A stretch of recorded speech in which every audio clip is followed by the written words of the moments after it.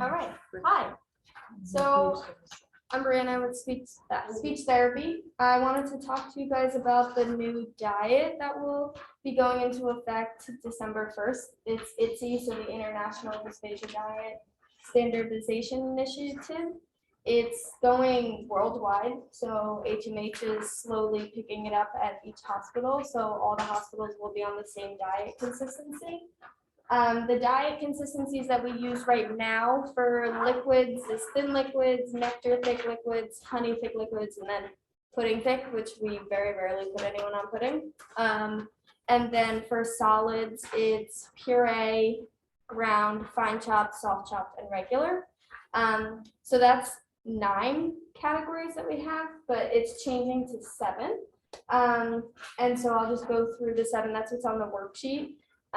I recommend just getting familiar with the number. So I believe that Riverview wants to get to a point where we're only documenting the number, but to start, we're going to document the number and then the actual consistency that it's on. So the 7 consistencies for, well, the ones for liquids are 0 is thin liquids. So it's all liquids that you and I would drink. Slightly thick liquids are liquids that are naturally thicker, so like baby formula, the Ensure, they're not as thin as thin liquids, but they're not as thick as nectar. Then it has 2, which is mildly thick. That's equivalent to our nectar thick liquids that we use now. The 3 is moderately thick. That's equivalent to our honey thick liquids. And then they have extremely thick, which is our pudding. And again, we very rarely, if ever, put anyone on a pudding thick, extremely thick diet. For solids, it's liquidized, which is equivalent to a honey. Probably never see that here. Pureed, minced and moist, which is equivalent to our fine chopped. Soft and bite size, which it will be very different than the soft chopped that we give now. And then regular and easy to chew is more the equivalent of if we have someone on soft chopped now. So I had them bring up a couple trays. Oh, and I forgot the transitional foods.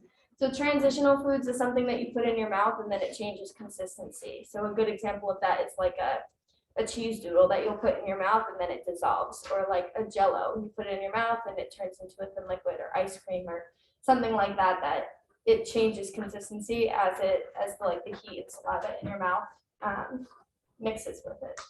So I put on our chart here, which I don't think anyone will necessarily have to do, but for Iddsi, there's certain ways to test what consistency a food is. So for thin liquids, you have to use a syringe, and it's a 10-second test. So you fill up the syringe up. I don't have any with me, but you fill up the syringe, you cover it with your finger, you time it for 10 seconds, you move your finger, and then at the end of 10 seconds, you cover it, and you see, we have like little cards, which again, most of this will just be down in the kitchen. And depending on how much is left in the syringe is the consistency that it is. For solids, there's a spoon test and a fork test. So the spoon test is for puree, which the hospital has to change their purees, because I'm sure, as everyone knows, someone gets a pureed whatever brought up and then it's there for like 10 minutes and then it's hard. So with the Iddsi, it has to not change that consistency. But for the puree that they gave us right now, you basically test, you flick it off. I think it's already hard. And you don't want anything left on the spoon. This has been sitting for probably about 30 minutes. Soft or minced and moist is our fine chopped.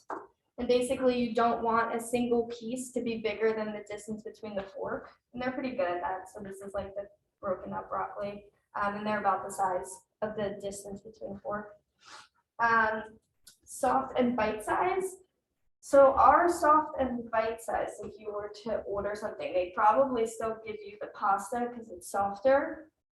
But for Iddsi, our soft and bite size is like a banana. So that everyone can like visualize a banana. If I were to take a banana and stick my fork into it and then lift up the fork, the banana would hold the shape of the fork, like you would see the prongs. So we're gonna have to change that. But again, that's on the kitchen, and we're working closely with the dietitians and changing all of that. Your regular and easy to chew would basically be like the pasta. It's regular food, but it's easy and soft to chew. And then your regular solids would probably be like the broccoli or bacon or like whatever else sandwiches. So there will be some changes. On 5 North, as you guys know, we have, if we altered someone's diet, either nursing or speech therapy or doctors, they have the blue chart over the bed and they have the tags on their wheelchair. But the goal is to change that and change it into, it's really small, I'm gonna make it bigger, but it just says my Iddsi food level is, and then it has a spot to put like the number and the diet, and same with the liquid, so my Iddsi drink level is.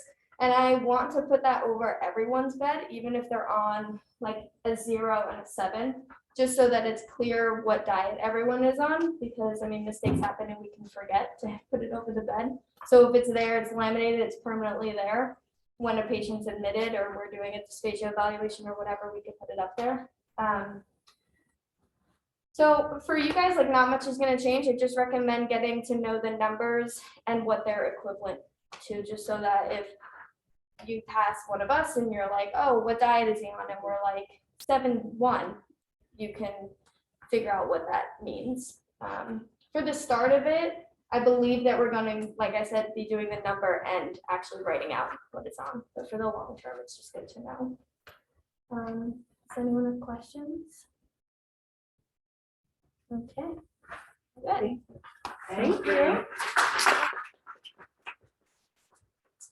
Hey, Dr. Stein is